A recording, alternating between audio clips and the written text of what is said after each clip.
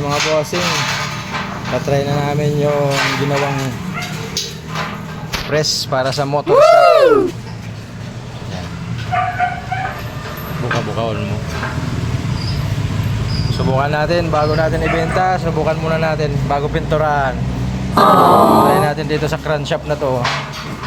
Yan, stock up na crankshaft na yan. Sigurado, matigas na yan. Ito yung gagamitin natin, oh, makapal na steel plate. Woo! Hindi una. Testing. Unang testing doon sa ginawa natin pang motor shop na press. So, papakita namin, hindi ganyan, like, baba mo. Idigday yun nakapatong. Papakita namin pagtanggal. Para at least may idea na yung bibili. Diba? So, testing muna, testing.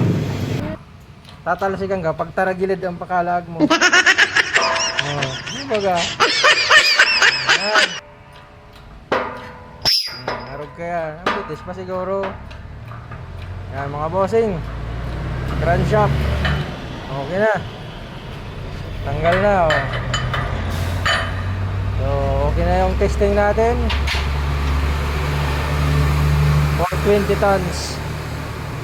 Goods na mga bossing. Pipinturahan na lang yan. Oh. Message na kayo. Pwede nyo na yan i-abil. Manual press 20 tons for motor shop.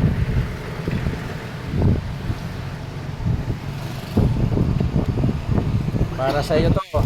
Sino kaya ang makakabili niyan? Para mga boss. Peace. So mga bossing, na-testing na namin yung manual press. Yan. Crankshaft. Try tayong magbaklas ng crankshaft yan. So yan na mga boss. Pwede nyo nang ibilhin to. Sa murang halaga, meron ka ng for lifetime na press. Ang maintenance mo lang ito is jack. Yun lang ang maintenance mo ito. So mga bossing, message na mga boss. Para meron na kayong sariling manual press. Woo! So, ayan.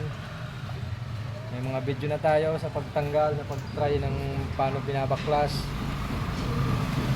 Ang accessories lang nito kasama yung crankshaft puller na pangtanggal bearing, tapos yung steel plate na yun na ito. Yan yung pinaka pinaka base plate niya. So mga boss, yan lang. Message na. Peace.